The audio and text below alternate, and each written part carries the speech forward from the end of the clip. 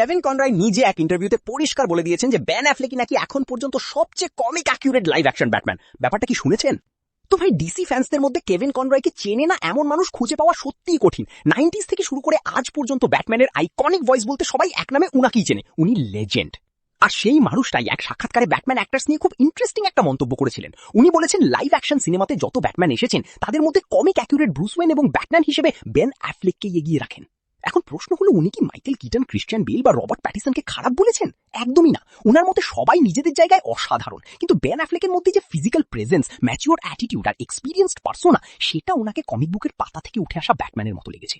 আর শুধু ব্যাটম্যান না, Kevin কনরয় Jack স্নাইডারের Superman নিয়েও প্রশংসা করেছিলেন। উনি বলেছেন সুপারম্যানের যে ডার্কার এবং কনফ্লিক্টেড ভার্সন স্নাইডার দেখিয়েছেন সেটা সত্যি ইউনিক এবং একদম অন্যরকম অ্যাপ্রোচ, যেটা ট্রেডিশনাল সুপারম্যান থেকে পুরোপুরি আলাদা। তাই যারা ইভিল সুপারম্যান কনসেপ্ট নিয়ে কমপ্লেন করেন তাদের একবার কেভিন কনরয়ের এই ওপিনিয়ন শোনা উচিত, কারণ এটা কোনো র্যান্ডম মানুষের কথা না, এটা বলছেন সেই মানুষ যার ভয়েসটাই ব্যাটম্যানের আইডেন্টিটি হয়ে গেছে।